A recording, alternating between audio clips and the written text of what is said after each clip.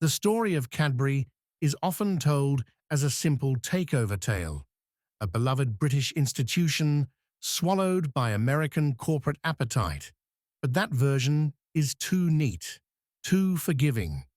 This is a darker story, one that begins with idealistic reformers building a workers' utopia and ends with accountants stripping value from a national symbol until nothing but branding remains. When Cadbury was taken over in 2010, the new owners publicly vowed to protect British jobs. They specifically promised the Somerdale factory would stay open. Less than a week after the deal was finalized, its closure was announced anyway. 400 livelihoods erased in 6 days. But that betrayal, as shocking as it was, wasn't the beginning. It was the final act of a much longer collapse. This isn't about bars shrinking or recipes quietly changing. It's about how a company that once believed business should uplift society became another casualty of global capitalism, leaving behind purple-wrapped memories and a taste that no longer matches the promise. To understand how Cadbury fell, we don't start at its birth. We start in the 1970s, when the transformation was already underway. By the early 70s, just a few years after merging with Schweppes, Cadbury no longer felt like a family enterprise. Bourneville, once the gold standard of ethical industry, was being reshaped into a modern production machine, governed by efficiency targets and balance sheets. Long-time employees recall the shift vividly. Where there had once been loyalty, continuity, and generations working together, there were now buzzwords: restructuring, optimization, synergy. Innovation began to change too. The kitchens that had once produced icons like Flake and Crunchy were no longer encouraged to experiment freely. New ideas had to scale cheaply, travel well, and satisfy markets far removed from Birmingham. The irony was impossible to ignore. A business founded on the belief that commerce should serve people was now serving investors who would never walk the factory floor. That unresolved conflict, heritage versus profit, would define the next 40 years and ultimately destroy the company. But before the spreadsheets and takeovers, there was a mission. John Cadbury wasn't just a shopkeeper, he was a Quaker, driven by moral purpose. In the filthy industrial sprawl of 1820s Birmingham, where cheap gin numbed the misery of factory life, Cadbury believed alcohol was poison. His answer wasn't protest, it was chocolate. He opened a small shop selling tea, coffee, and drinking cocoa as healthier alternatives. Early cocoa was nothing like what we know today. It was gritty, oily, and barely palatable. But the idea mattered more than the taste. The real breakthrough came with John's sons, Richard and George, who inherited a failing business in 1861. The company was near collapse. Staff numbers had dwindled. Their father stepped away, exhausted and ill. What the brothers brought was innovation and conviction. They adopted a new Dutch process that separated cocoa butter from beans, creating a purer powder they called cocoa essence. At a time when food adulteration was rampant, flour, chalk, even brick dust added for bulk, Cadbury sold purity. Absolutely pure, therefore best. It wasn't just branding, it was belief. By the late 19th century, success allowed the brothers to do something radical. They moved their factory out of the city and began building Bourneville, not just a workplace, but a community. This wasn't housing tacked onto industry. It was a social experiment designed to fix what Victorian Britain had broken. Homes had gardens. Streets were wide and green. Parks replaced pubs. George Cadbury believed that decent living conditions removed the need for alcohol altogether. The rules were strict, sometimes uncomfortably so, but the intent was revolutionary.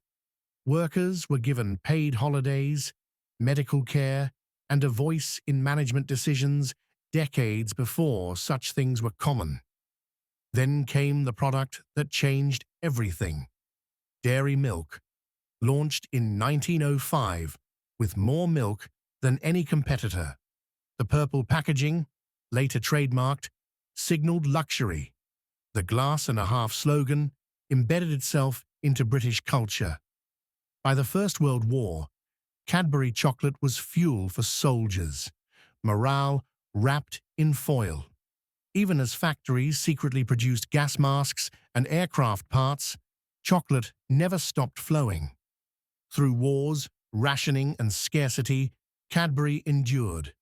New products emerged between conflicts: flake, roses, cream eggs.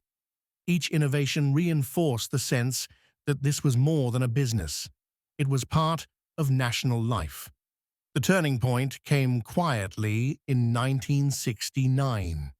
The merger with Schweppes was meant to secure Cadbury's future against growing American multinationals. It wasn't hostile, it was strategic. But with that merger, family influence weakened. The Quaker ethos that had guided decisions for over a century was diluted by shareholder expectations and quarterly results. Expansion followed. Drinks brands were acquired. Factories opened overseas. Chocolate, once the soul of the company, became just one division competing for investment. Workers noticed. Experimentation slowed. Production moved abroad. What was sold as global growth increasingly looked like cost reduction. By the late 2000s, Cadbury was vulnerable. When Kraft launched its takeover bid in 2010, public outrage followed. Politicians protested. Workers marched. The board resisted until hedge funds, interested only in short-term gain, forced acceptance. Once Kraft secured control, the promises collapsed instantly. Summerdale closed. Jobs vanished. The apologies rang hollow. Under Kraft, later reborn as Mondelez, Cadbury was dismantled piece by piece. Production shifted to cheaper labor markets. Recipes were quietly altered. Cocoa content fell. Sugar rose. Expensive ingredients were replaced with vegetable fats. Product sizes shrank while prices held firm. Profit margins soared. Trust evaporated. Departments that had existed for generations disappeared overnight. Apprenticeships ended. The experimental labs were shut. Even the iconic purple delivery trucks were sold off, replaced by anonymous white vans. Pension schemes were frozen. Wages fell. Communities hollowed out. Taste tests told the story consumers already suspected. The chocolate was different, waxier, sweeter, worse. Meanwhile, financial engineering ensured profits flowed elsewhere. Intellectual property was relocated to minimize UK tax. Government grants were still collected. The company that once built schools now relied on food banks staffed by former employees. Bourneville still stands, preserved and picturesque. The factory remains largely automated. The village's soul, the clubs, festivals, traditions, is gone. What survives is heritage, not living culture. A generation has grown up never knowing what Cadbury once was. They've never tasted chocolate made by craftspeople who cared more about quality than margins. They never saw a company that treated workers as family rather than resources. Cadbury wasn't perfect, but it proved something rare. That business could have a conscience, that prosperity didn't require exploitation, that companies could build communities instead of dismantling them. The purple wrapper survives. What's inside tells a different story. This isn't just the fall of a chocolate company, it's a warning about what happens when value replaces values, when heritage is sold to the highest bidder, when those who know the cost of everything are allowed to decide what matters. So when you unwrap a bar of dairy milk today, remember what it once represented and what we lost when we let it go. If stories like this matter, if you want to understand how Britain's industrial legacy was stripped, sold, and optimized out of existence, subscribe. Because if we don't remember what we've lost, we'll keep selling what remains.